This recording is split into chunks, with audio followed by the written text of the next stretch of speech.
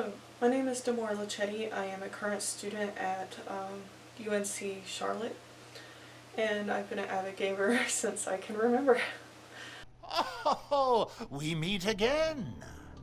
What got me into Resident Evil was probably the movies. I saw Resident Evil 2 on TV, and then I got to see the first movie, and then I watched a few in theater. But I didn't realize they were games at first until a demo disc for I had a whole bunch of games, but one of them was Resident Evil 2. And someone ended up giving me the actual game for it after I had played the demo. They had it for their PlayStation 1, but they didn't have the PlayStation 1 anymore, so they heard that I liked horror games or games in general, and they gave it to me.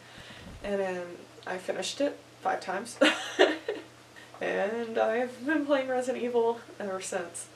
Resident Evil 8 seems to be a direct continuation of Resident Evil 7. It is the same protagonist, Ethan Winters, and his daughter is missing. She's been kidnapped by the lady of the castle for nefarious means. The thing that drew me to Resident Evil 8, besides the giant vampire woman, is probably the inclusion of female villains that aren't necessarily victims to them by their own doing or someone else's doing. We have Lady Dimitrescu, who is a Dracula stand-in, with her 3 daughters as the 3 brides, and we have a lot of lycanthropes. And she serves under Mother Miranda, another woman, and they don't seem to be victims like a lot of the other female characters are in the Resident Evil series. Yeah. All the women in Resident Evil, it's hard to find one that's actually malicious, and even then, such as Excella, who was malicious when she was in love with Albert, and she was helping him with his treatments and keeping him more human, was betrayed by him and turned into a giant tentacle monster that you have to fire a space cannon at. So, despite the fact that she is a villain, she is a victim of another character's actions, which most of the women in Resident Evil are. But in Resident Evil 8, the women there do not seem to be, up to this point, victims. They are creating victims. They're actually evil, and they enjoy what they do. They hurl insults at you as you are playing Ethan Winters or the Maiden. They come after you, they corner you, they kill you. They've been killing all their servants because they're hungry. I don't consider them victimized as much. It seems more like a willing turn, but they seem to be enjoying themselves. The villains in this game are female, which I can appreciate.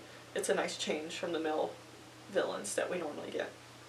I recommend this game. It's a nice horror game. You can fight back, but not too well. The gameplay was entertaining.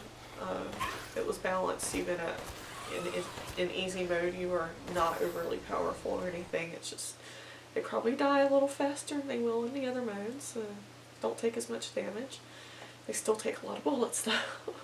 Puzzles are easier than I would say some of the other ones used to be. Or from what I can tell, like the opening puzzles are fairly easy to get into. It's a lot of going back and forth, a lot of hunting, a lot of finding keys. They may not look like keys, but they're keys. But yeah, the female villains in it were good. There's a couple parts that made me jump because I hadn't gotten there yet. Oh no. So definitely in for some surprises, some jumps. I would recommend for anyone who's not good with horror. Story will definitely be interesting whether it fits or not.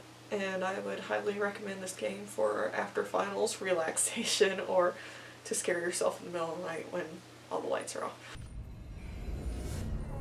When you're whining, we're almost there. We thank you for waiting. And now let the games begin! Ethan Winters, welcome